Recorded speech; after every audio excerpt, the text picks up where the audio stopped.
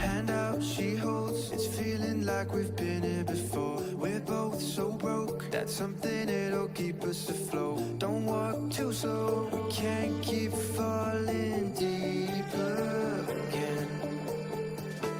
Came too close and the day's so far from pure. A rush of blood, but we search for so much more. We've all been here before.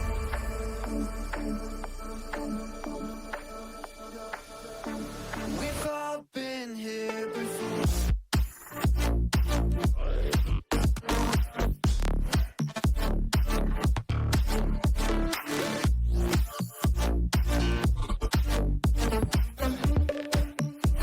We've all been here before.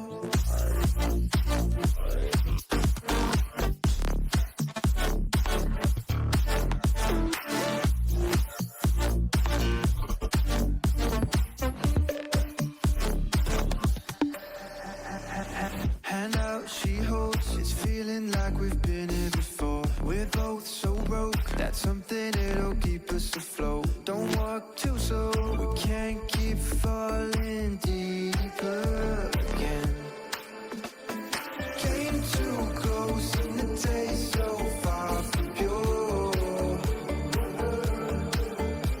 A rush of blood, but we search for so much more. We've all been here before.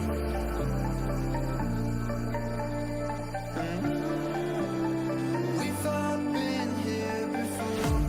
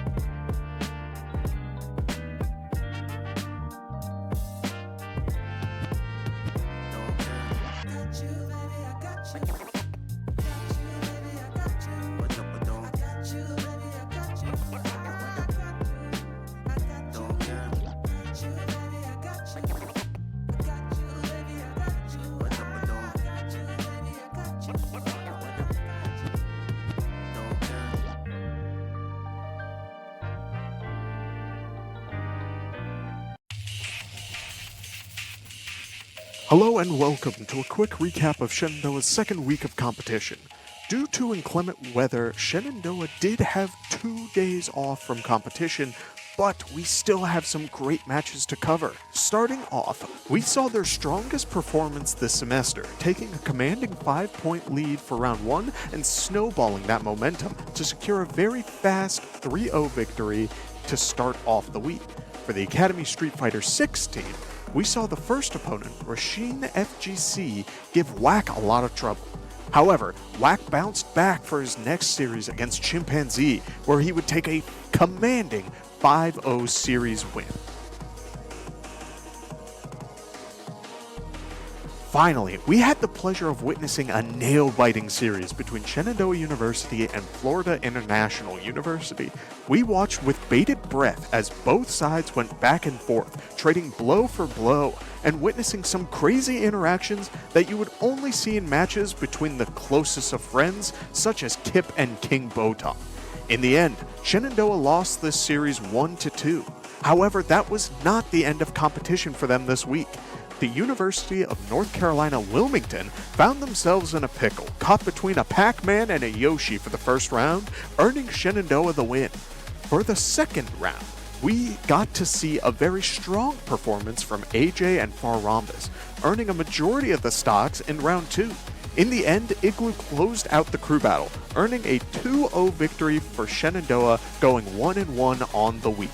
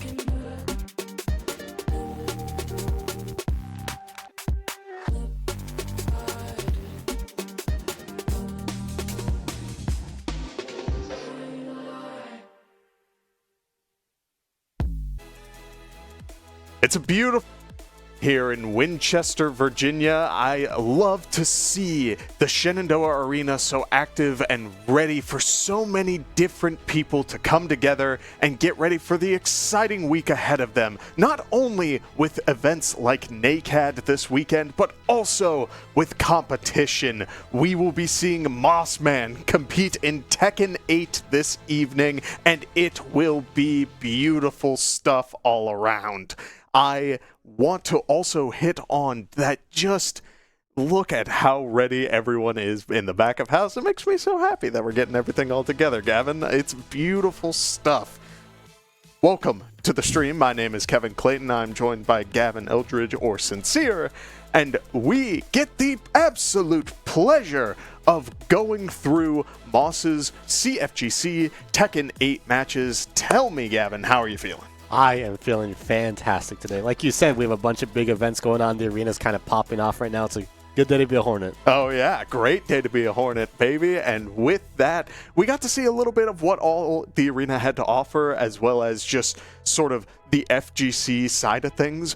With Mossman, yes, warming up on the Tekken side, but with the Smash Bros. Players right next to him, some of those players have been picking up Tekken just like for the fun of it, so I have to imagine the audience behind Moss is going to help out a little bit today. It'll be nice to hear those cheers after the broadcast. Yeah, I don't blame him at all. Tekken looks like a really fun game to play. Like, it's very flashy and very active, so like I don't blame Smash players for wanting to get into it at all. Yeah, well, speaking of Smash players, let's take a quick look at this week's schedule, because we got to witness a beautiful match of Smash Bros yesterday where the Smash Bros varsity team went 2-0 against Ohio Wesleyan with an amazing performance from AJ and Willie in particular, who just kind of tore through the competition. While we did see the Overwatch team go down 0-3 against Florida Tech, it has been a pretty strong week for Shenandoah overall. Even the Rocket League match, despite going down, was against a very strong opponent, and the Rocket League players were very pleased with their performance. Oh yeah, I talked to them after that match, and they were very, very excited. They said, like, we weren't expecting to do that well at all. You know, we really proved ourselves, made them step up. But a game I want to look at especially is Smash on Thursday against ODU. Tell me about that, Kevin. Yeah, that's going to be a bit of a fun match for us here, because ODU is relatively close, and that means that a lot of these players know each other beyond just the online space. We're going to see competition at a point where hard reads are going to be made off of pure habits, the kind of stuff we saw between Kip and King Botan just a couple of days ago.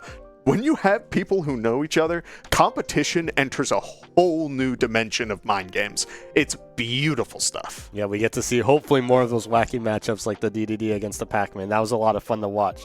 Now, let's look at today, right? You know, we got Mossman, who plays primarily Nina. I talked to him before, and he said, like, I need a lot more practice on Clive. You know, it's not feeling, like, up to par right now, so I'm just going to stick to the Nina. But tell me about the other characters today. Yeah, when it comes to who Moss is going to be playing against, we have a very diverse mix of characters, which is great, but also a little strange for the case of Tekken. A lot of fighting games, you tend to see people stick to one character and maybe pick up a secondary for like occasional matchups. But there's one player named Slowpoke who's going to be playing either Brian, either Lee, or Kazuya, which is a punch character, like brute force your way in, kick character of sorts, and then Kazuya Mishima. Like, it's a Mishima. You're kind of covering all your bases, but there's so much, like, I don't know. It feels difficult to really get into those, like, sides of things. Yeah, I mean, you know, like, flexibility is always a great thing to have, you know, always being able to, like, play whatever you want. But, like, it is going to be weird for Moss to kind of, like, try and figure out, okay, who am I going to play against this time? Because, you know, there's no champ select or anything where you see the characters beforehand. You just know once you get into game. So. Yeah, and especially considering Moss has already made it clear that, yes, the Clive just needs a little bit more time to cook in the oven before it's ready for competition. But don't take my word for it. Let's hear it from the man himself. I believe we have an interview going, so Ben and Moss, take it away. Oh, sorry. My apologies. We ran into a technical difficulty. That is on me. But with all of that being said, it's crazy to think about just how intricate a different play style in Tekken can be, because it feels like you're dealing with everyone fighting with their fists, except for Clive having a giant sword. But like even then, you would expect, okay, if everyone's fighting with their fists, maybe you grew up playing games like Smash Bros or something like that. Like people have different tools ready, but it doesn't, like, people have unique fighting styles while still just pure fisticuffs. It's crazy. Right, and the biggest thing that, like, if you're a player in Tekken, what you have to encounter, what you have to deal with, is this idea of, okay, you know, we have the Brian who's very kick heavy, so you have to watch out the kicks, you know, you have to watch for these, like, 3 and 4s or whatever. But then you can also have, like, grab heavy characters, and if someone's able to play one and then switch to the other, it kind of throws off your game style. And this is very different from Smash, where it's like, okay, you have 3 stocks, you know, they can't change characters during competition. You know, here they can change. Like 2 weeks ago, we saw Moss randomly pull out the Clive. Like, that was a very jarring thing, and that's something that can happen in Tekken every single time, is that you're not locked into your character. You pick up one game, you're like, oh, I wasn't vibing with that character, and you can switch it up whenever you please. Yeah, that's a very big aspect of high-level fighting games, is being able to take yourself not only out of the match and give yourself that reset for going into the next game, but also being able to go in with a game plan in mind against a very specific character. We did just receive word that the interview should be working this time around, connection issues aside, so we're going to send it over to Ben and Mossman. Go ahead and take it away, guys. Thank you so much, Kevin and Gavin. I am joined here by a Mossman, our Tekken player here tonight. First things first, how are we feeling going into tonight's matchups? I'm feeling fantastic. You know, I was listening to a little bit of old Justin Timberlake over there. I was warming up, laughing a little bit, playing some ranked. I think I'm feeling pretty good. No, I mean, yeah, Justin Timberlake definitely gets, you know, the spirits up every now and then. So first things first, I want to talk about your character that you play. You play a lot of Nina. What have you learned about this character, and what are you looking to try to improve on and learn going into some of these tough matchups ahead? I've been leaning a lot on very specific moves that don't work in every situation, and I think that what I have been learning these past 2 weeks is what to do and when to do it, which is very generic response to that question, but I've been leaning, I feel like, a little bit less on specific moves and finding out, you know, how to punish in certain situations. I'm learning a little bit on how to, you know, moves when I have them on the wall. I've been figuring that out, and I think that just comes with time. No, yeah, for sure. I mean, that is exactly what you want to be doing. You're improving steadily throughout this semester. I know you had a tough seeding pool here to start the season. What are you looking to do to really kind of bounce back and really get some momentum back in your favor? I think just finally executing what I've learned in, like, labbing and ranked, because it's one thing to do it in ranked on accident. It's one thing to do it in the lab on purpose. It's another thing to do it in competition. And so I think if I can consistently pull off the moves that I've been practicing in ranked and in the lab, I think that will give me a little bit more confidence to keep pushing forward. Oh, for sure. I mean, you've been doing a great job improving from last semester into this semester as well. It's been great to see you grow. Good luck here tonight. And guys, back to you. Great stuff here from Mossman. I'm loving to hear that the game plans are finally coming together, especially that little bit at the end about the, like, wall combos, or, like, specifically what to do when the opponent starts hitting that wall. It feels like so many characters have such great synergies when they pin up the opponent against the wall. Nina, we have learned, doesn't have a great combo game. Mossman does a great job in the neutral trying to secure that, like, early stage of the game and will get the opponent to the wall, but you won't see that snowball potential as much as you would see against the Reyna that we saw 2 weeks ago. Yeah, and something to point out with, like, Mossman specifically is 2 weeks ago, whenever he'd get an opponent up against the wall, it seemed like they were always able to sidestep really easily. So maybe now that Moss is, like, kind of understanding and starting to put more time into learning how to get off the wall, he can also use that to say, okay, this is how the enemy is going to get off the wall, so I'm going to counter it. You know, he mentioned in the interview that, like, reactions is a huge thing. And in this game, if you haven't seen it yet, it's going to be like 30 seconds of fighting and then a break.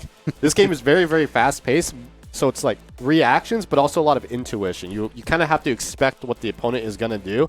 And I thought it was interesting how much he emphasized that. Yeah, especially with the matchups that Mossman is going to have to be dealing with today. We talked a little bit about that Slowpoke player playing the 3 different characters, but there's also going to be a Clive player and a June player, which are 2 playstyles that you do need to sort of adapt on the fly.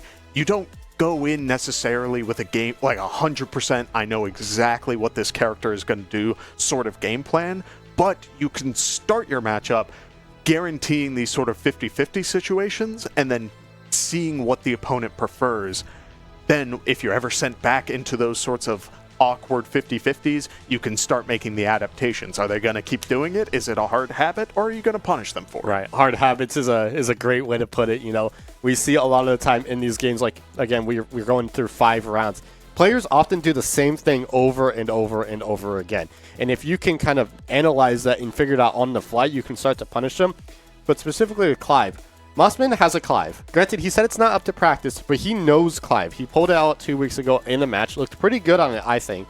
So that matchup should be a little easier for him, I would think, just because, you know, you're in the mindset of, I play this character. This is what I want, so you can kind of counter it. Yeah, especially when you're dealing with a character who can kind of zone you off a little bit. That sword being so big covers so much space that you really do need to be ready for what the opponents have to offer. But beyond that, I do think also it's a matter of just making sure that can you outspace your opponent. Clive is not the kind of character who swings that sword and then it's just like, oh yeah, I swung it and then I'm ready to do whatever immediately after. It's got end lag. Like you have those moments where you need to take a step back and understand, okay, I can't be going for too much here. Yes, this move is doing great. It's doing everything I want. It's keeping them away from me. It slices, it dices, purees, fries, everything and all. And it could be yours for only $5.99. But the big thing is that if you take another step forward after someone goes for that move, the whiff punish game in Tekken is brutal. You get so much. Yeah, I mean, when you don't have the control, like we said, you know, with Clyde specifically, has a bunch of end lag, like you said. So it seems like, oh, he's doing all this. He can keep it going, keep it going. Eventually, Clive runs out of steam, and then he has to take a step back and, like, relax and, like, cool off, you know? Otherwise, yeah, the punish game, like, it's not your turn to have controller. Now I can do something different with it. And that's really interesting. Tell me about June. Yeah, June is a little bit strange for this game because we're talking a character who takes their own health to enhance the damage on their moves, throwing out these little birds that just kind of deal solid amounts of extra damage at the cost of you being a bit more of a glass cannon until you activate heat, in which case then you start healing that back. Heat, of course, you know, you have it for the 1 round, but I feel like you can make a really big difference. You might be dealing with almost 2 health bars with that combination. And June is different because most characters we usually see start heat off right away. You know, it's kind of a template thing. They want to do as much damage as possible. And June does the complete opposite. She wants to use it as close to the end of her health bar as possible before she can do the rage art as well. So that way she's able to just get a lot of tempo, a lot of free resources essentially. And who doesn't love free? Yeah, exactly. And on top of that, the weird part about the rage art is that if you go down into that health threshold, then your damage, like, you heal it back, you still have access to the rage art if your health goes above that threshold. It's kind of a weird interaction. It won't deal nearly as much damage, but when you are in rage art, all of your damage is amplified on all your other combos. It's crazy stuff. So now, as we hop into game here, we will see Mossman starting things off up against the June, who is already getting a very solid combo to start things off, and it is on a stage with very tight walls as we are seeing the pressure build already. Yeah, and something to note about June, again, like we said, you know, the HP, like, that doesn't really exist because June can just heal it all back, as we see Moss really struggling to get out of the corner here on this first round. Yeah, but we do see him secure it for round 1. as Mossman gets a very aggressive call out, beats out the Heat to get a very hard hit, goes for the initial Heat dash off of the hit. The June returning it in stride, but goes for a blocked low, which means Mossman does get the opportunity to hit back. And it's sort of this back and forth game, but man, that Heat reactivation did so much damage. Yeah, now we have to watch the June with Rage Art as well. But that was kind of a crazy round. You know, we saw a bunch as the June Rage Art does not connect, but we saw a bunch of these mid combos, like really aggressive moves from both players, you know, kind of back and forth. Yeah, Tacocat definitely showing that they are no easy opponent. Has a great combo game to boot. I mean, we're seeing great starters on practically center stage, getting Moss all the way over to the wall, and now we gotta see, is that practice tool coming in clutch? Can Moss turn the pressure, as we do see here? A very good grab does get both players away from the wall, and Moss is starting to turn it the other way. Right, back and forth we keep going. Moss keeps going up against this wall, but he manages to get out every single time. Rage Art does not connect here, but again, the grab is huge here. Yeah, we do see a very nice hit up against the wall, solid amount of damage. We did see June go for the Heat activation, but went for another move that wasn't fast enough. Mossman getting a very solid hit to close things out, taking the lead for this round so far. But now we're starting to see almost a bit of respect from both sides, trying to slow down the pace, but I take it back. Mossman finds his opening and gets that damage rolling. Yeah, Moss is really like putting his foot on the pedal now, just all out here. And something with these rounds is that these rounds have been going really, really close. Like both players are on like 1 HP in relative terms, so there's a lot of stress that comes into this as well. But Moss clearly not phased at all as he takes this first round. That was great stuff to start things off. Not only was Moss just keeping that momentum going so early on in these matches, but he found openings in ways I didn't expect. Again, we're talking characters who fight with their fists. You expect them to have to stay close, but that last hit Moss got started on the complete other side of the screen and managed to connect. Absolutely, and Moss here already starting off with a bang first off, but June has a counter. Yeah, it does get a very good hit to start things off. Mossman taking the aggressive side of things, jumping back into June's face, and June reactivated her heat, but Moss hit her out of it. Goes for the grab, gets a couple of good hits. I don't think that'll be enough this time around, but Moss does hit the June on the get-up, which secures the round for Mossman. The Tekken classic where when you're on the ground, you're not immune to everything. You can still be hit. That was wonderfully played by Moss. Here we go again. Back and forth, these players keep going, but it looks like June is about to get Mossman in the corner. Yeah, we do see a couple of nice highs coming in from the June, just kicking Moss right in the face. But Moss does find another opening. But there's that launcher. Here comes the combo. This June's combo game has been amazing. And the wall extension means that the Heat will be able to extend the combo and secure a very nice round for the June. Man, this June, once she gets a launcher off, she can just combo off of it to basically anything. It looks like she just keeps it going. So if you're a Mossman, you know, you just want to try and stay away from the launcher, you know, try and prevent it as much as possible. As we see June, once again, launch straight into another launch all the way back at the corner. Yeah, it seems like this whiff punish game on this June is really coming into effect. Mossman is doing a great job of trying to sort of space out the June, but a couple of misplaced moves have racked up a lot of damage up against him, which means that we may see a potential comeback. Oh my goodness, a very brutal grab, dealing more than, I believe, 20% of that character's health off of just the grab alone. That's crazy. That's the heat grab for you, Kevin, apparently. And here we go again. Moss already in the corner, or getting June into the corner. How does he keep her in there? Yeah, great stuff so far. I mean, just one hit after another. A very quick round at that. Mossman doing a great job of keeping that momentum rolling, and with one more series win, would walk away with the total victory for this round. But keep in mind, we are competing in CFGC. No matter how these next rounds go, all 5 games will be played for seeding purposes. Yeah, again, and something that we just saw with Moss is that he's looking cool and calm. This game is very, very chaotic, but as long as you keep your cool, you know, you think things through, react properly, you'll be able to win every single round. So I love to see that from him. And here we go into a launcher from Mossman. Yeah, we're seeing a lot of great damage so far, but this June getting a very good mid to start things off, but goes and whiffs the hit. Moss goes for the grab, but the June ducks under it and is going to take a lot of chip damage.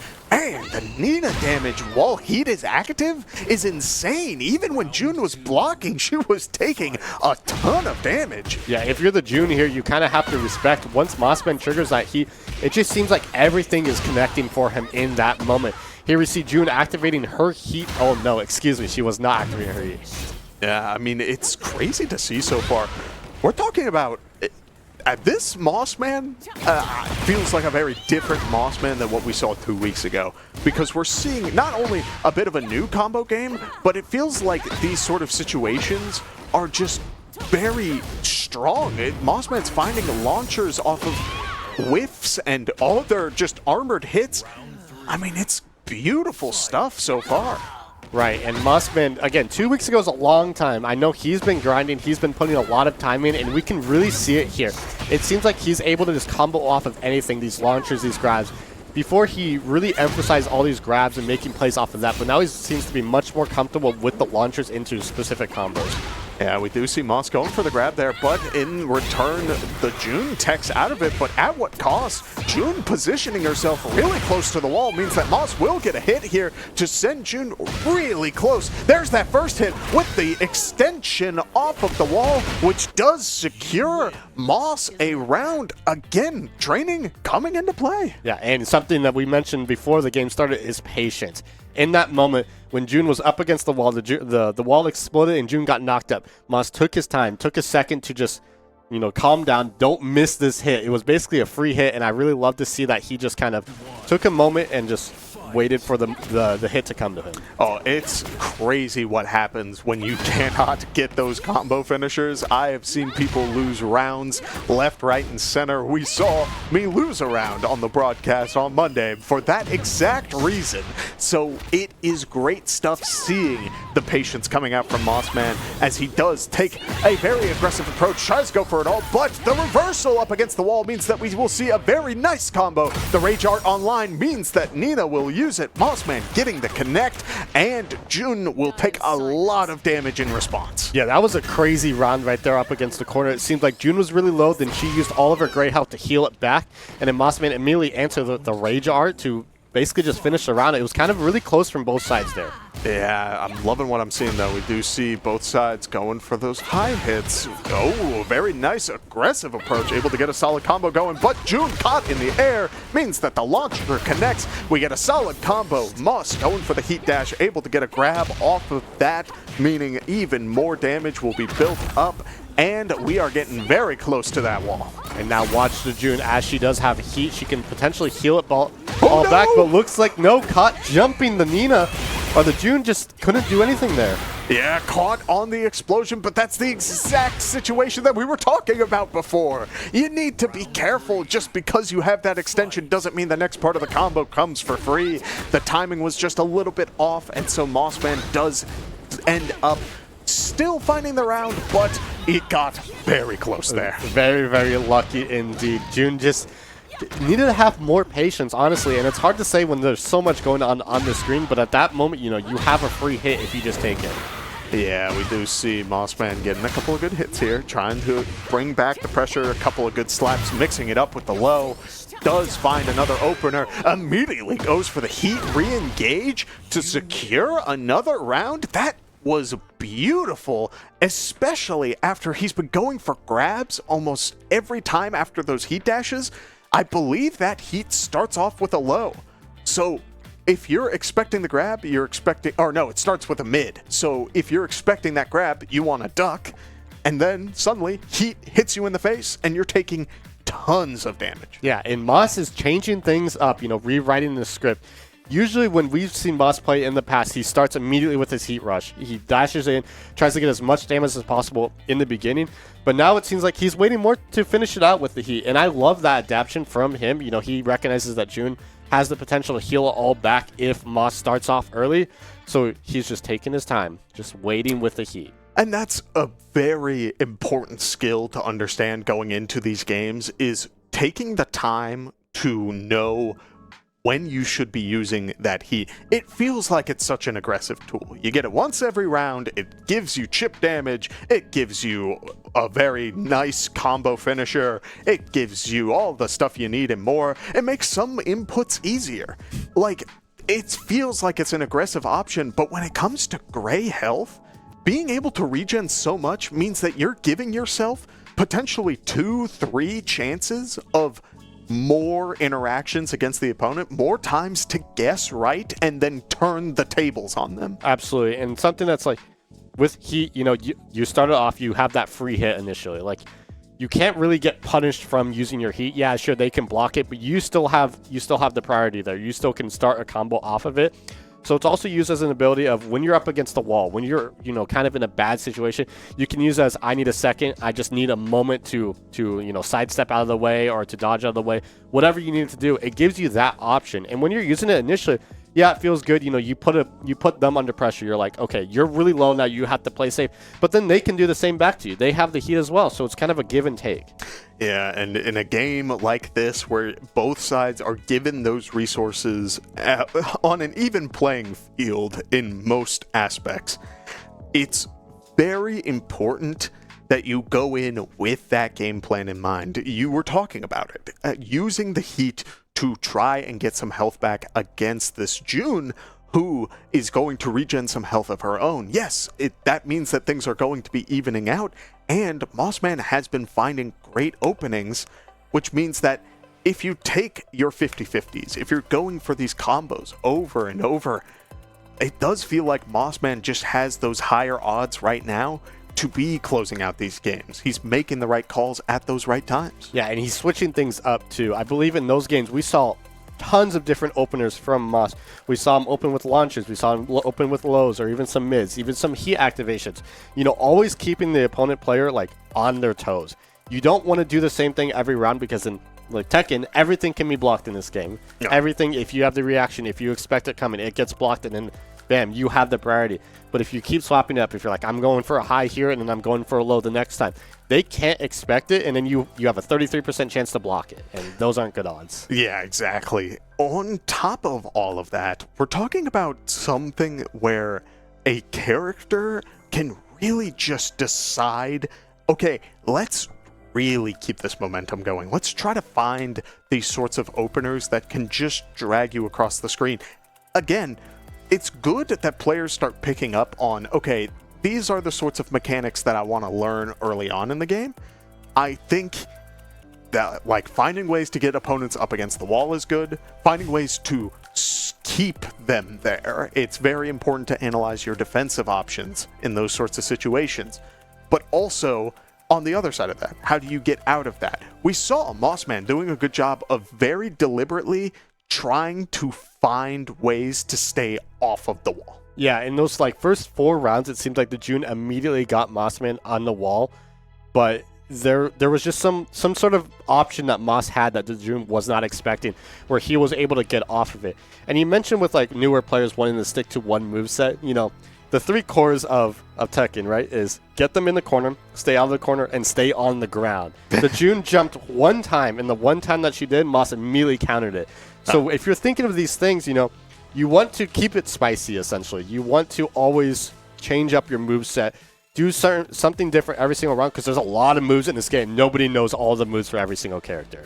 Yeah, well, with all that being said, we get to see a little bit of footage from our side. We do see that the stage has changed, favoring Mossman this time around. Very open stage. You won't see too much up against the wall, if anything, as the damage is just racking up. Mossman finding great openers, but the June does a great roll in to try and find a good opening. Does use the heat reactivation, gets a good amount of chip damage, but nothing too crazy, and does have the Rage Art online. Is looking for Mossman to commit to something, but wasn't ready for that flip kick, and a quick dash as well, securing Moss round 1. That was a very interesting round in the middle there, because it seemed like for about 5 seconds, nothing happened.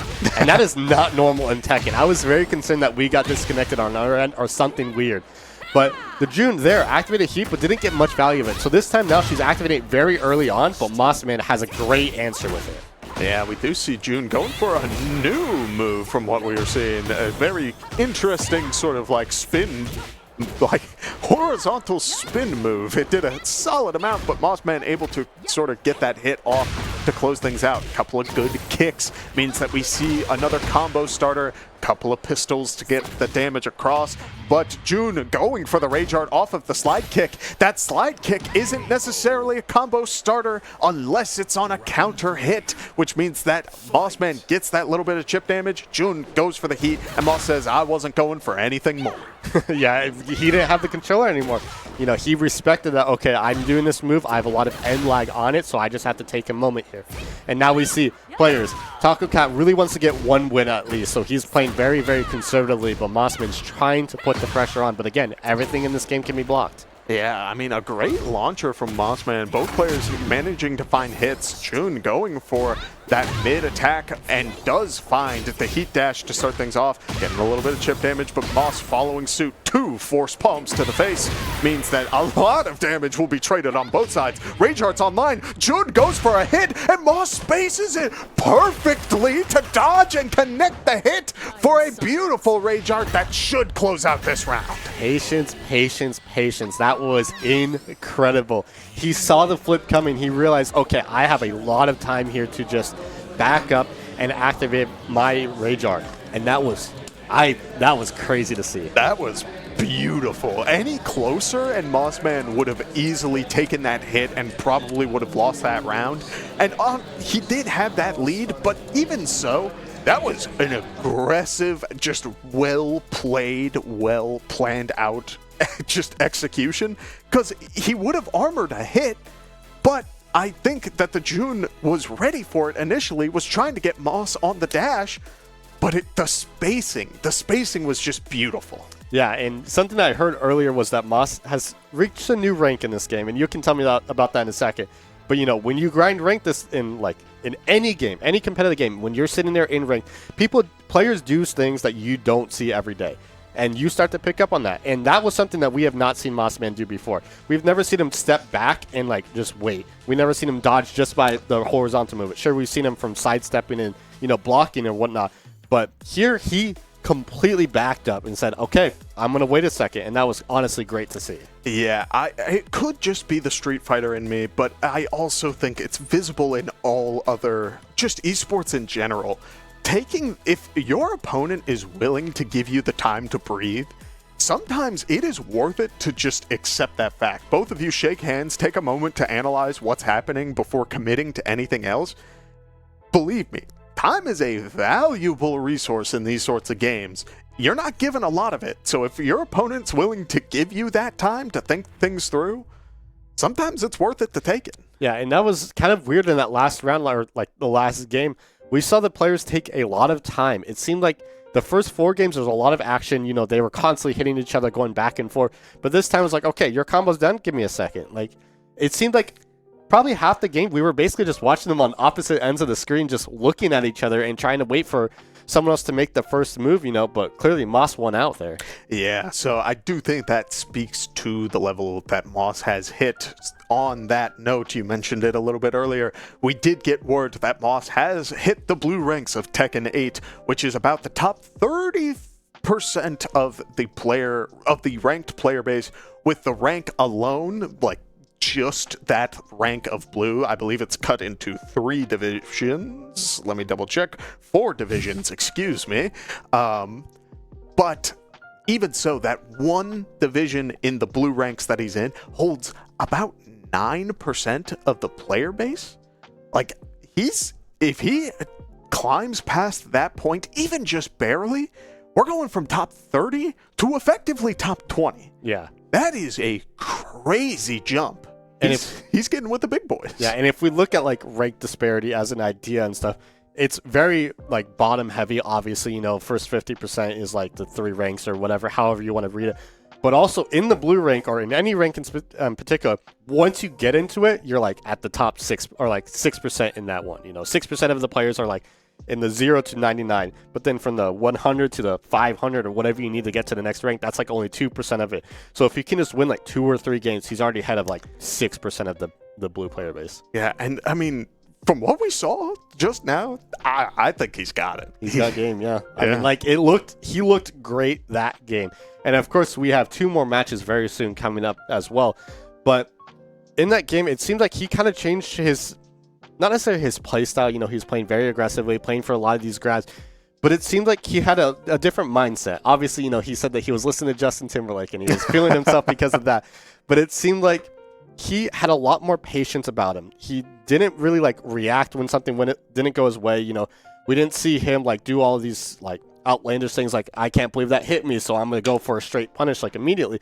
We saw him be very relaxed and calm about it. And that's what you need. It is a need in a fighting game for you to take the time to analyze. You cannot play aggressive and try to just brute force your way through things, especially any game with a block. You should not be playing aggressive 24/7. And if you haven't noticed, I'd say 99% of games allow you to block. Yeah, and in this game specifically, there's a whole lot of blocking that happens. I mean, like we see probably 85% of the moves just do not connect at all. Yeah, it's great stuff. Well, we are getting a bit of a word between matches that we are going to take a quick interview with some Moss fans. It looks like the Smash Bros. Team has been backing the Moss man during these matches, so I think we're going to hear some words from them on how they're feeling. Take it away. Hello, everybody. Welcome to the arena. In our downtime, I got our varsity Smash Bros team with me here. I got David here on my right. I got AJ and Kyle joining me as well. Guys, let's go down the line here. How's your day been? Oh, it's been great. I've just been practicing all day, been with the team, and just really been getting to get good with my character. So. Well, you're very, very good with your character. AJ, how about you? I've had a lot of classes today, but after that I was getting some representing with the academy team. We got some talented players down there too. Looking forward to seeing what they can do. For sure, for sure. We have a very good, I think is this their practice time right now? So yeah, there. If you pan over, we have a good little section here for our Super Smash Bros, and they are absolutely jamming right now. Let's travel with them, shall we? Let's travel, guys. Kyle, come this way. You're next up on the list. I don't know if we're messing up the camera at all because we're in the little bit of the way. But hey, Kyle, you're our Pac-Man god here, right? Do any of these guys play Pac-Man? On our roster? No, unfortunately, do not for Pac-Man. No. Well, do you want them to play Pac-Man? By the rules of our leagues, I don't think we can.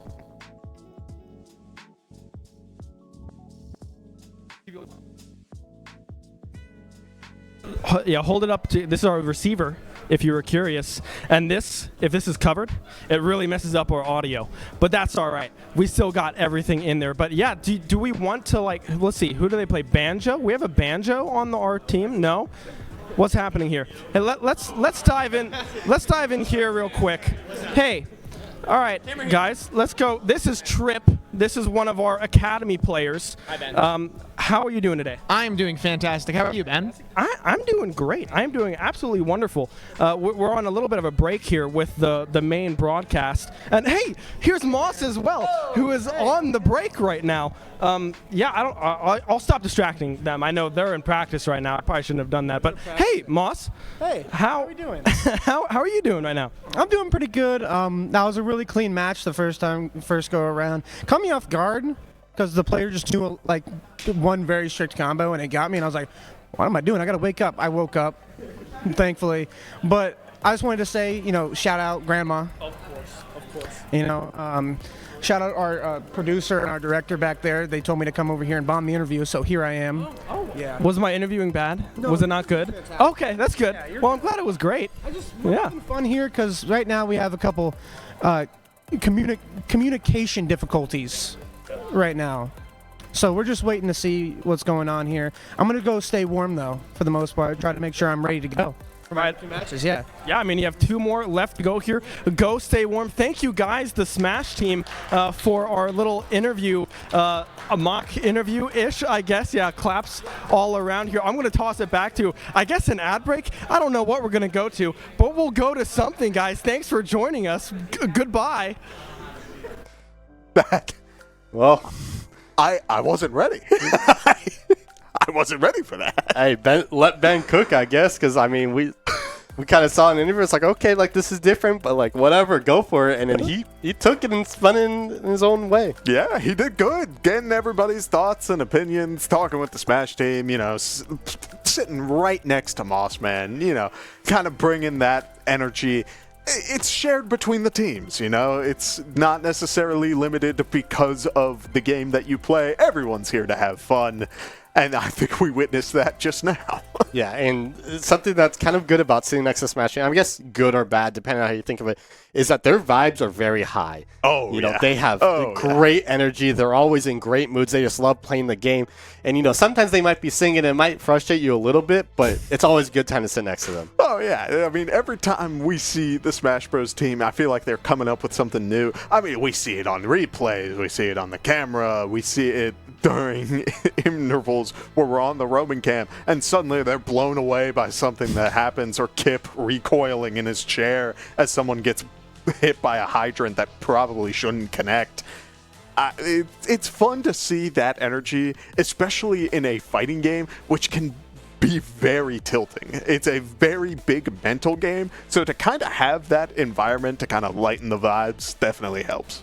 Yeah, I mean, the vibes here are great, but it seems like right now we are going to go to an ad break, I believe, just because, you know, we're waiting on some communication issues.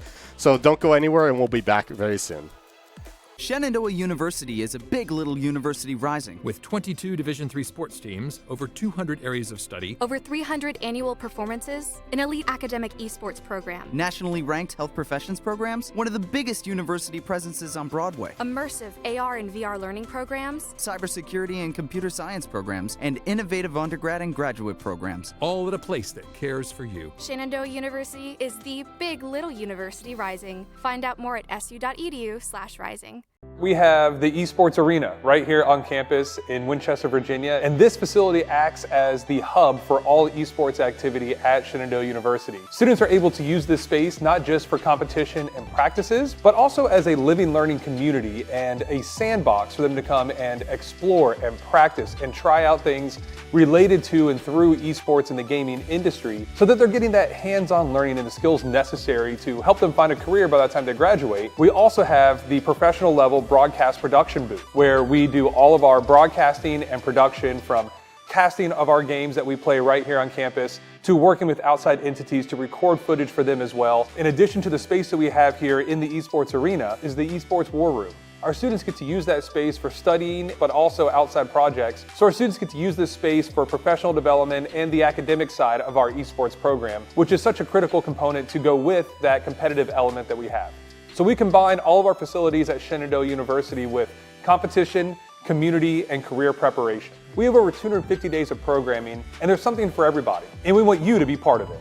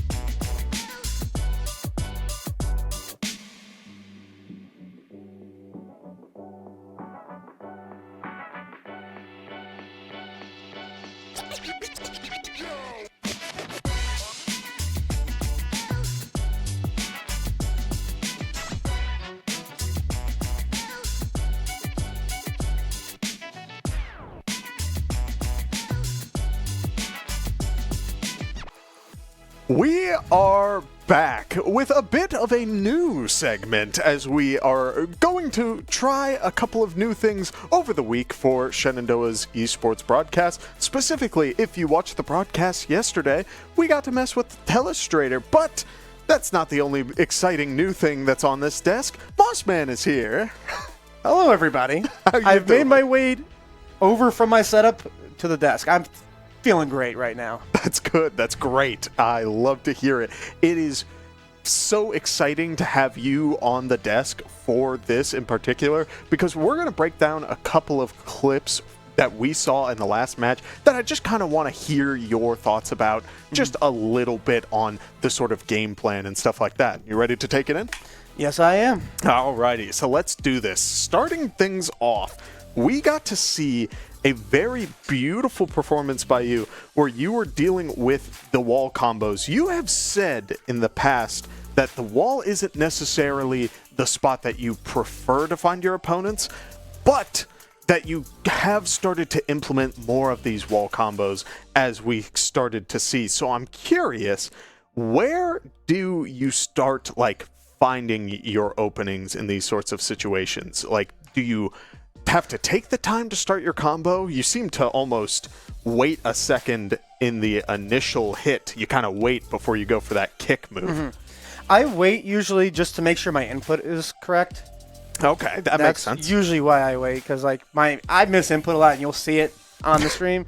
But I usually just wait a second, and I think that one I was almost like hesitant on what I was gonna do there. But yeah, I mean that move connects so incredibly high. I'm going to see if I can slow things down going back here for a second, because, I mean, obviously that launcher sends so incredibly high up for that next hit. Obviously, you know, you're recoiling a little bit back here.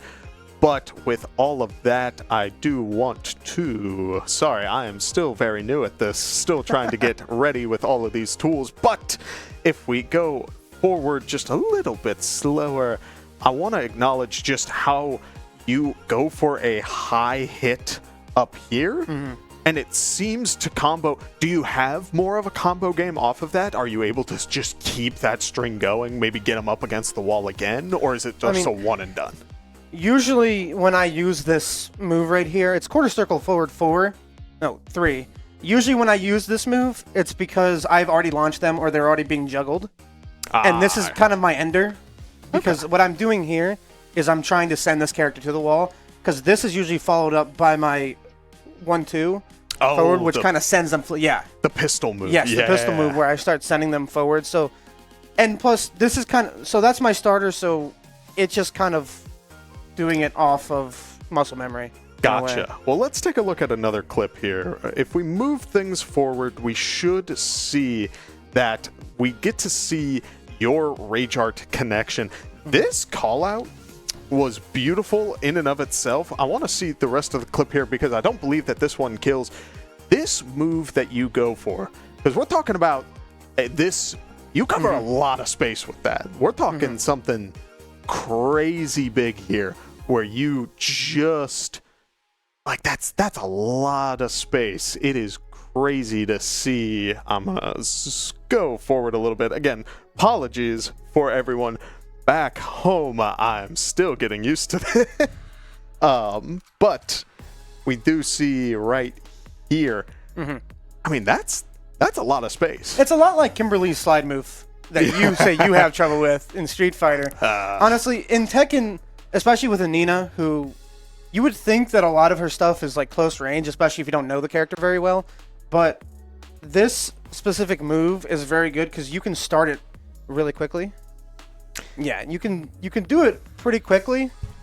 And like, especially when someone's off get up, a lot of the time, especially less experienced players will just not expect that low, especially coming from so far away in a game like Tekken. Yeah, I mean, it just covers so much, and it looks like, I mean, it could just be the way that move connects there. We're seeing that she is a little bit airborne sort of leading into it. I'm wondering if she was trying to call out that slide and go a little bit higher, trying to maybe go for some follow-up. But that move comes out so quick. I mean, looking back on it, just that alone at full speed is insane, just how valuable it is just right out the gate. Yeah, usually the best counter to that is just a low parry. Oh. You get up, you crouch immediately as fast as possible, then you just low parry it, and then from there you can combo me as much as you want. Yeah, well, keeping on the topic of that move, we got to see another opportunity. Again, we're talking large space here, just overall giant area. I just want to acknowledge how crazy it is that you were able to take advantage, go for the run forward, and then bait out that rage art. Is that slide move comboable, or did you just get that little bit of chip damage and respect the rage art? That slide move is a lot of the time either when they only need a little bit of damage done to them to end that round, or when they have just to make them respect the lows, because I can do it from so far away. Yeah. So it's usually I'm working space there. I'm trying to get up a little bit closer. If I'm doing it, I am calling out the fact that they aren't blocking low at all. Usually if I don't hit it, then they either blocked it or I just was a little too far away and I didn't read it very well. I mean, it is great stuff to see all around. I love immediately going for that grab, getting that secure damage. A lot of people try to go for crazy stuff. But with all of that being said, I do believe that we are going to try and get you back into the match side of things. So thank you so much, Mossman, for joining me on the desk here, because it was kind of fun breaking down these clips going through with our new little telestrator. It was very fun. Yeah, so with all of that, I'm ready to see you get back into the competition mindset and rock and roll. Best of luck. Thank you. And we will cut to a quick break before getting right back into the action. Shenandoah University is a big little university rising. With 22 Division III sports teams, over 200 areas of study, Over 300 annual performances, an elite academic esports program, Nationally ranked health professions programs, one of the biggest university presences on Broadway, immersive AR and VR learning programs, cybersecurity and computer science programs, and innovative undergrad and graduate programs. all at a place that cares for you. Shenandoah University is the big little university rising. Find out more at su.edu/rising. We have the Esports Arena right here on campus in Winchester, Virginia, and this facility acts as the hub for all esports activity at Shenandoah University. Students are able to use this space not just for competition and practices, but also as a living learning community and a sandbox for them to come and explore and practice and try out things related to and through esports in the gaming industry, so that they're getting that hands-on learning and the skills necessary to help them find a career by the time they graduate. We also have the professional level broadcast production booth, where we do all of our broadcasting and production, from casting of our games that we play right here on campus to working with outside entities to record footage for them as well. In addition to the space that we have here in the Esports Arena is the Esports War Room. Our students get to use that space for studying, but also outside projects. So our students get to use this space for professional development and the academic side of our esports program, which is such a critical component to go with that competitive element that we have. So we combine all of our facilities at Shenandoah University with competition, community, and career preparation. We have over 250 days of programming, and there's something for everybody, and we want you to be part of it.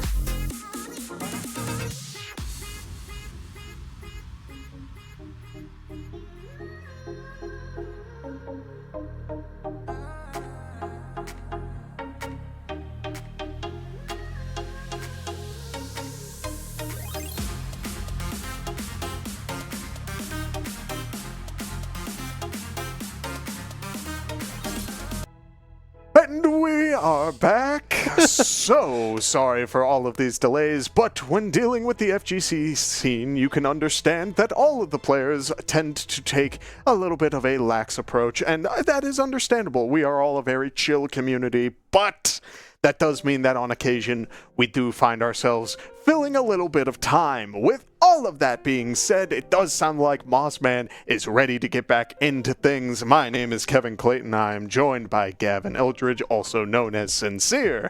And I gotta ask, between the break and seeing Moss kind of break down those clips, just kind of how are you feeling after those first rounds? I mean, Moss's insight was really good. Like, you kind of dive into what he thinks about the game, you know, because everyone always has a different interpretation of it. So I thought it was very good, and your guys' breakdown was very insightful. I personally could never do anything like that, so I'm very glad that he kind of took the reins on that. All good here. Well, we will be able to see a little bit more of the action for Mossman is getting into game up against Slowpoke. The Kazuya this time around. A very good player on this Kazuya, but is eating a lot of damage to start things off. Going for those crouch dashes. Oh my goodness. A very aggressive approach, but the heat engage does get Moss a little bit of momentum as he's going for that wall. Does that break it? No, it doesn't. Moss is going to deal a solid amount of damage, but I don't think it'll be enough this time around as the Kazuya is getting a lot of great damage back onto the Nina and is able to take round one. Yeah, we here at SU were very, very comfortable with the Kazuya. You know, we see him on Smash all the time. Here we go already with the Electric Thunderfish into a big combo into the wall for the Nina, which is not very good for her. Yeah, I mean, I'm loving what I'm seeing, that all these players are very good about getting one good starter center stage and dragging it to the wall. This Kazuya finding great opportunities to start things off, going for that kick move, trying to get a bit of a counter hit, but nothing too crazy. Instead, taking their time, sees Moss go for a dash back and sort of says, what are you, like, that doesn't do anything for me, why should I care? Yeah, patience. Here we see Moss get him up against the wall. Let's see if he can actually break the wall or anything. There and here we go. So the combo continuer, that's a guarantee hit there. You cannot miss that that hit once they're through the wall. You know, it pops them up immediately, and you can kind of just do whatever you want from there. Yeah, but we do see Mossman on the launcher on the new stage, and I do think Moss has great options to break the floor as well, but so does Kazuya Mishima. We don't see the heat starter to do just that. Instead, going for the two punches, trying to use the heat dash. Kazuya in that devil form, getting a lot of extra value, and I'm expecting to see some crazy electric combos as well, especially when you're crouch dashing like that. A very good launcher will get a couple of hits, and there's those electrics out of the blue. Yeah, I mean, Moss is like, not much I can do when, you know, when he can chain all of those electric fits together really well. You know, you just get launched in the air, it feels like you can never get down. And as we say in Tekken, like, it's really bad to be in the air. Yeah, and in this game in particular, let's acknowledge, electric is a great move. Electric Wind God Fist does everything that you want in a move, but it is very difficult to get off, as we do see that this Kazuya is ranked a God of Destruction, which I believe is in the top percentages of the player base. I mean, we are talking crazy high numbers. The 0.48% of the player base has hit that rank, and we're seeing why. Look at all this damage he's putting on, but Moss trying to return it in stride, going for that dash move once again, but Kazuya with one combo starter into the electric, keeping the string going. 3 of the same move, going for the laser, it's not enough, but Moss goes for an extended leg combo and is able to find the final hit. Man, Moss there, it was like, wow, I just can't get off the ground, but Kazuya was also not doing any damage. So the second Kazuya dropped that combo, which looked like it did a lot from like a viewer perspective, Moss just was able to counter it and immediately end the round. But that has to be something to be afraid of if you're Mossman. Kazuya just chained 4 of those combos together and Moss had no impact whatsoever. Yeah, Moss is definitely finding good openings, but there's that Rising God Fist or something along those lines, because it just keeps you in place for just a little too long, and it manages to get crazy combos like that. This Kazuya's combo game is beautiful, and he's getting so much off of just one opening. Yeah, and Moss kind of changed it up the second round. You know, round 1 he kind of got He lost, obviously, but round 2 now he's opening with the heat smash specifically to try and do as much damage as possible. As we see the Kazuya get a huge stun off here. Yeah, I mean, that was beautiful. Again, Moss going for that move, but Kazuya dashing into the foreground gets a little bit more momentum off of it. But again, Moss caught swinging at the wrong time, means that Kazuya gets a good counter hit in and will get another beautiful combo. We do see a great opener trying to use that heat to get the engage, but the dash into the foreground again is just offering so much value for this Kazuya. One electric into the string, all the way up to the wall. Here comes the damage. Almost a third of Moss's health off of one combo, and he is not done yet. This Kazuya is absolutely on one right now.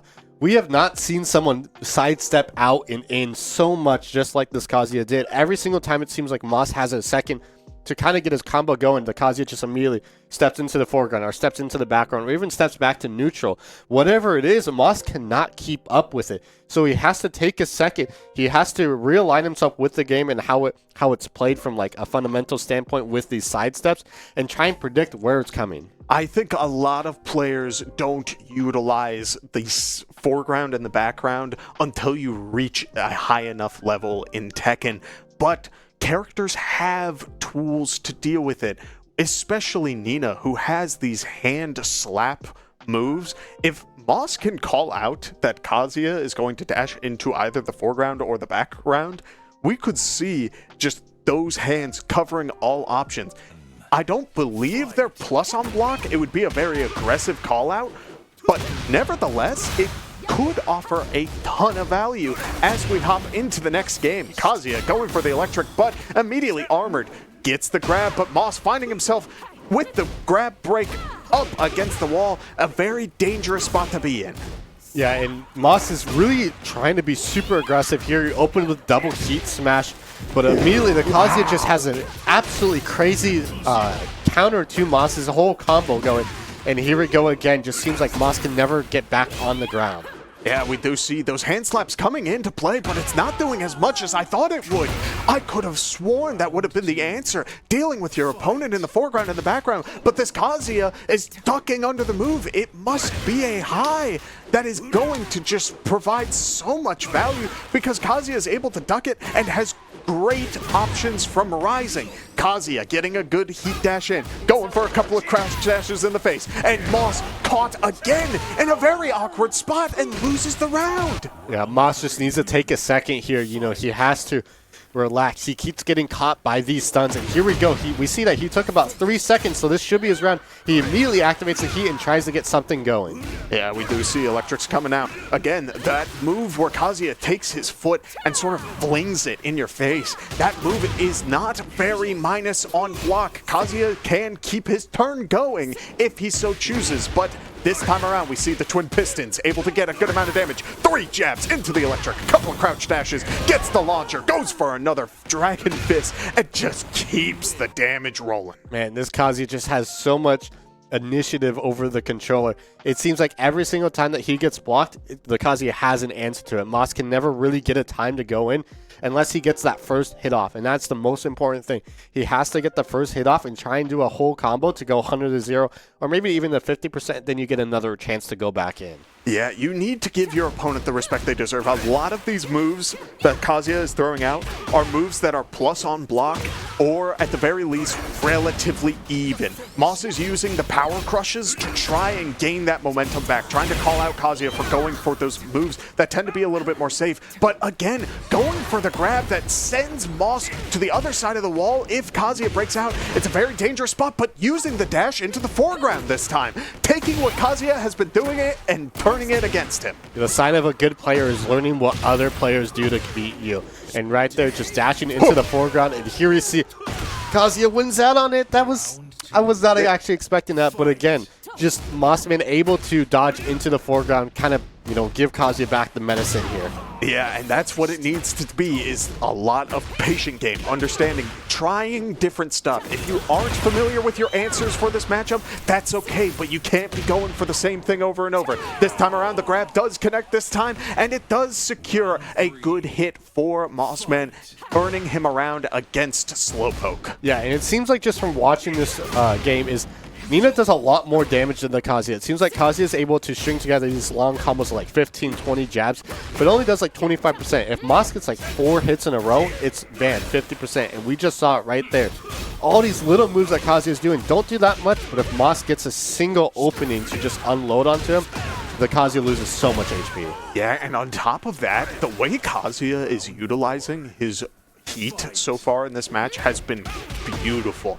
Using the momentum to sort of dash around this Nina game plan, as well as just keeping that electric momentum, not feeling the pressure to burn the reactivation early. Instead, look how he keeps Nina up against this wall. Goes for the heat reactivation on the wall, goes for a very strong hit with the grab, goes for a quick punch, the heat dash into a perfect, and Slowpoke secures another series for himself.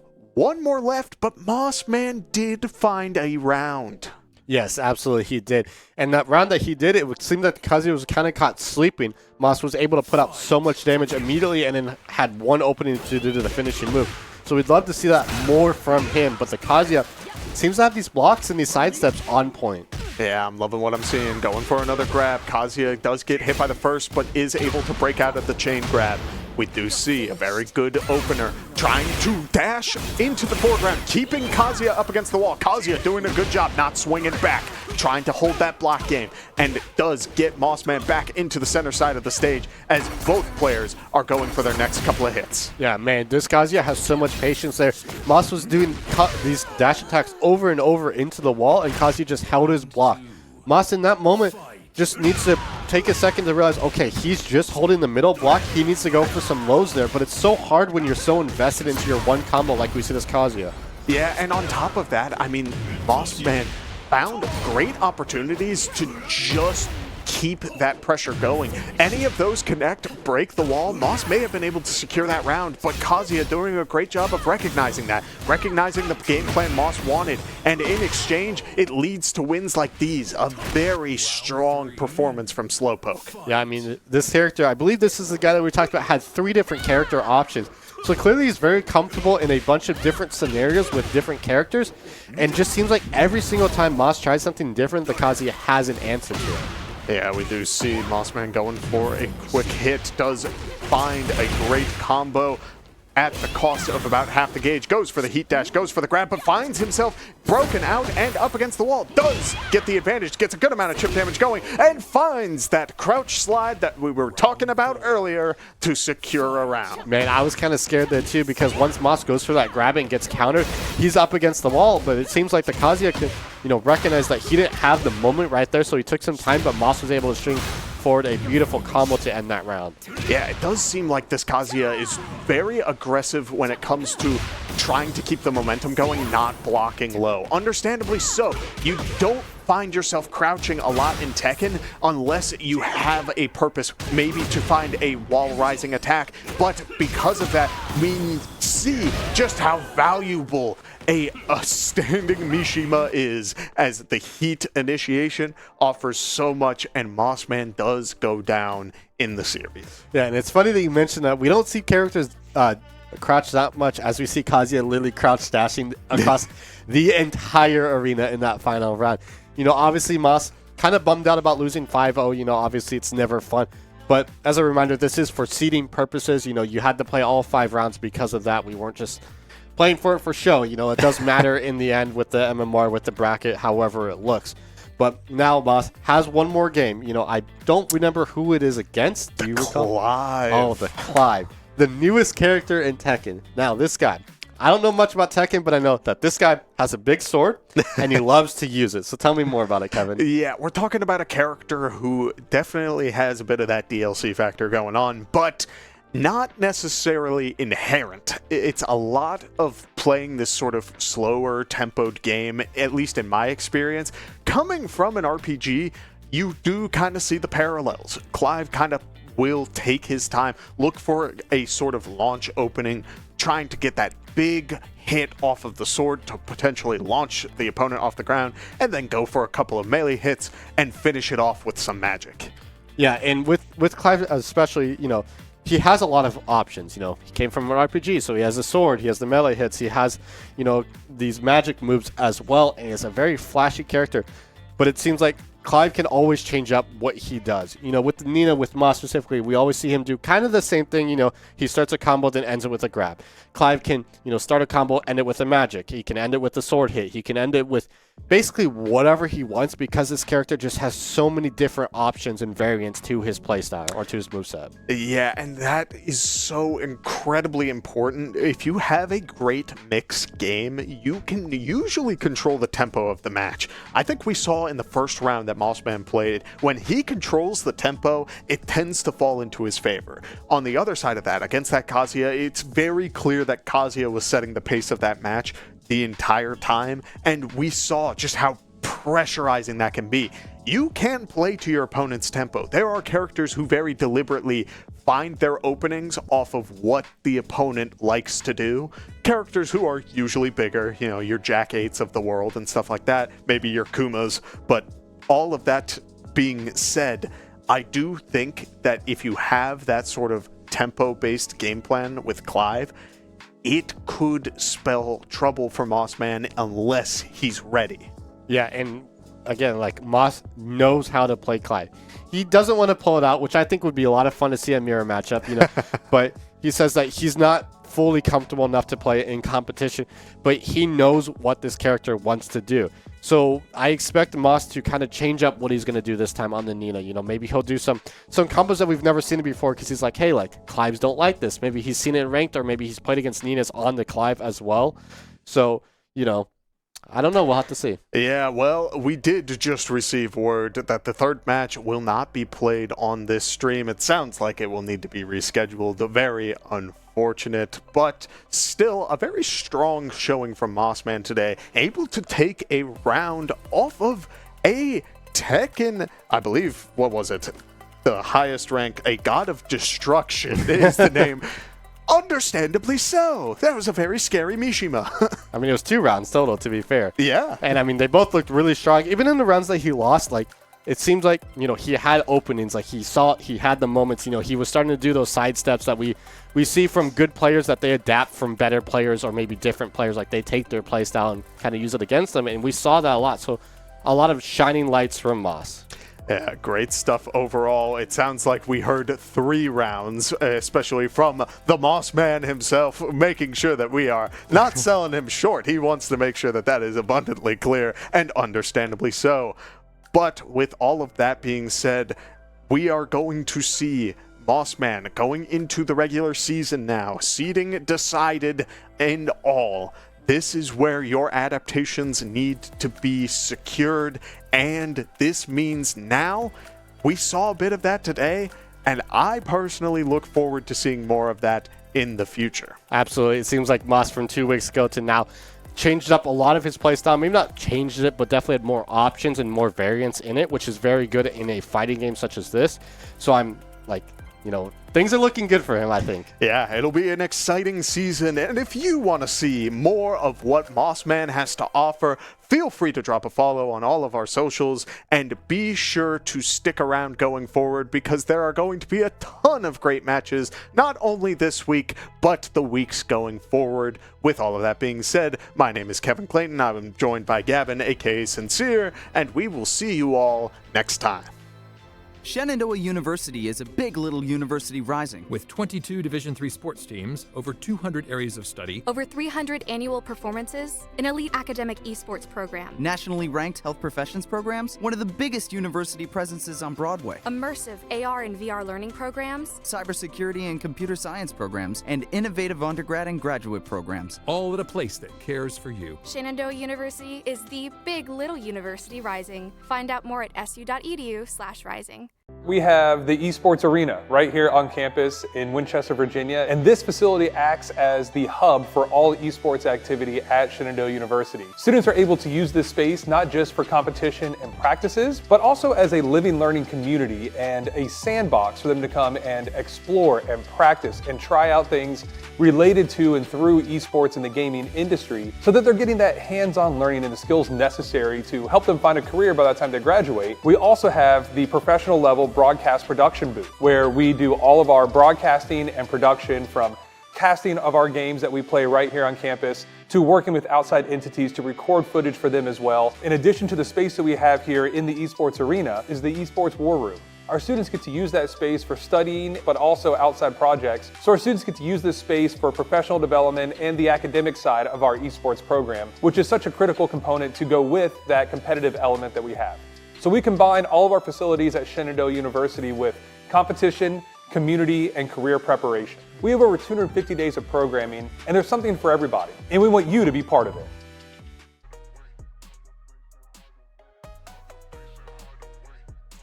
There's so much, like, I don't know. It feels difficult to really get into those, like, sides of things. Yeah, I mean, you know, like, flexibility is always a great thing to have, you know, always being able to, like, play whatever you want. But, like, it is going to be weird for Moss to kind of, like, try and figure out, okay, who am I going to play against this time? Because, you know, there's no champ select or anything where you see the characters beforehand. You just know once you get into the game. You're not locked into your character. You pick it one game, you're like, oh, I wasn't vibing with that character, and you can switch it up whenever you please.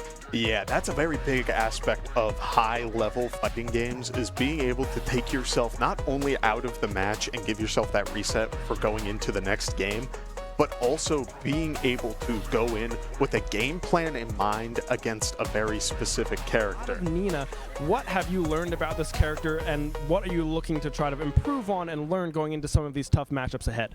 I've been leaning a lot on very specific moves that don't work in every situation, and I think that what I have been learning these past 2 weeks is what to do and when to do it, which is very generic response to that question, but I've been leaning, I feel like, a little bit less on specific moves and finding out, you know, how to... Yes, this move is doing great. It's doing everything I want. It's keeping them away from me. It slices, it dices, purees, fries, everything and all.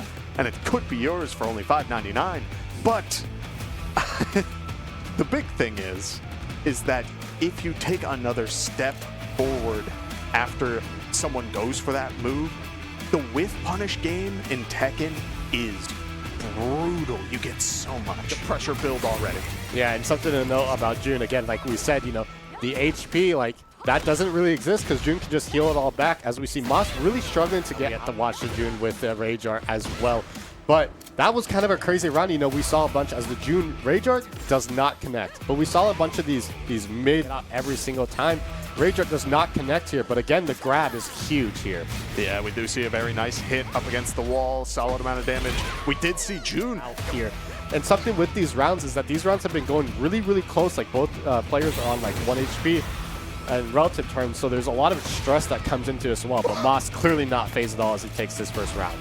That was great stuff to start things off. Not only was Moss just keeping space, and June reactivated her heat, but Moss hit her out of it. Goes for the grab, gets a couple of good hits. I don't think that'll be enough this time around, but Moss does find another opening. But there's that launcher. Here comes the combo. This June's combo game has been amazing, and the wall extension means that the heat will be able to... Trying to sort of space out the June, but a couple of misplaced moves have racked up a lot of damage up against him, which means that we may see a potential comeback. Kevin, apparently.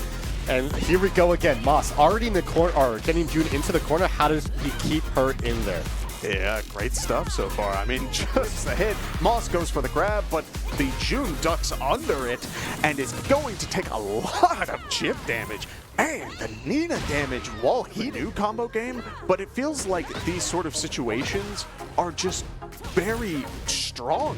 Mossman's finding launchers off of width really close to the wall, means that Moss will get a hit here to send June really close. There's that first hit with the extension off of the wall, which does secure Moss a round. Again, training coming into play. To connect, and June will take a lot of damage in response. Yeah, that was a crazy round right there up against the corner. It seemed like June was really low, then she used all of her great health to fall back, but looks like no, caught jumping the Nina, or the June just couldn't do anything there. Yeah, caught on the explosion, but that's the exact situation that we were talking about. Yeah, we do see Mossman getting a couple of good hits here, trying to bring back the pressure, a couple of good slaps, mixing it up with the low. does find another opener. Immediately, heat reactivation gets a good amount of chip damage, but nothing too crazy, and does have the Rage Art online. Is looking for Mossman to commit to something, but wasn't ready for that flip kick. And see another combo starter, couple of pistols to get the damage across, but June going for the Rage Art off of the slide kick. That slide kick isn't necessarily a lot of damage will be traded on both sides. Rage Art's online, June goes for a hit, and Moss spaces it perfectly to dodge and connect the hit for a beautiful Rage Art that should close out this round. Patience, patience, patience. That was incredible. He saw the flip coming. He realized, okay, I have a lot of time here to just back up and activate my Rage Art.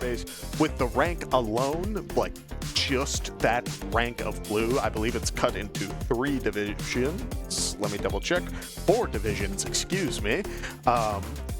But even so, that one division in the blue ranks that he's in holds about 9% of the player base. Like, if he climbs past that point, even just barely, we're going from top 30 to effectively top 20. How are you doing right now? I'm doing pretty good. That was a really clean match the first go around. Caught me off guard because the player just threw like one very strict combo and it got me, and I was like, what am I doing? I gotta wake up. I woke up, thankfully. But I just wanted to say, shout out Grandma. Shout out our producer and our director back there. They told me to come over here and bomb the interview, so here I am.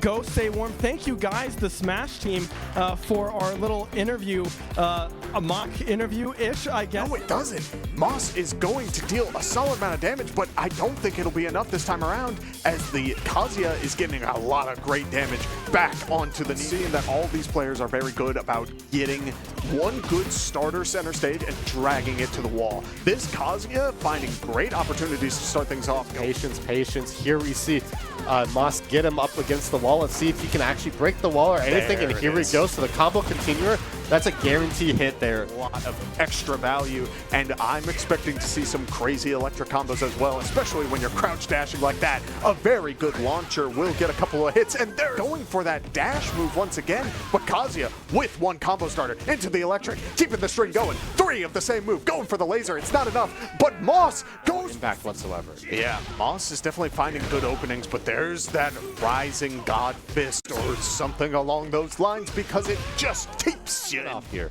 Yeah, I mean, that was beautiful. Again, Moss going for that move, but Kazuya dashing into the foreground, gets a little bit more momentum off of it.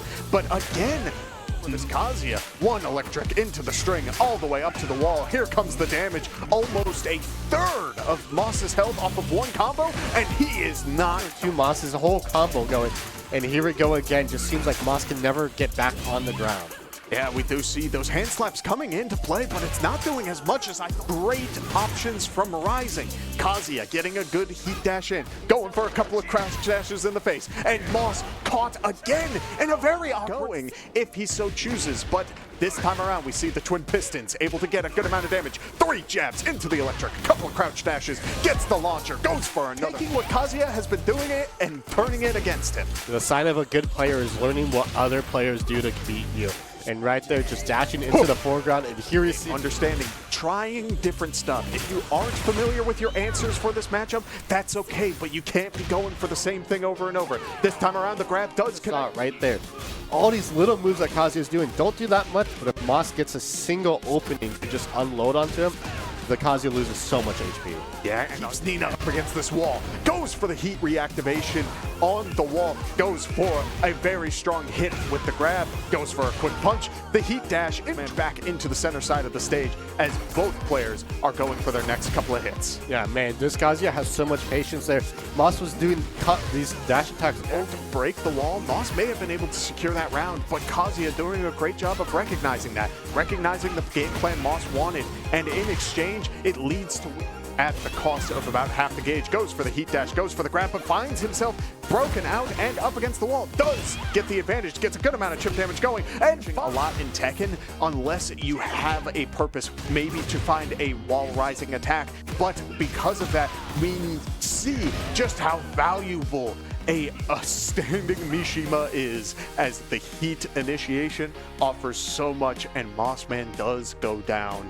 Unfortunate, but still a very strong showing from Mossman today. Able to take a round off of a Tekken, I believe, what was it? The highest rank, a God of Destruction is the name. Understandably so. That was a very scary Mishima. I mean, it was 2 rounds total, to be fair. Yeah. And I mean, they both looked really strong. Even in the rounds that he lost, like, it seems like, you know, he had opening.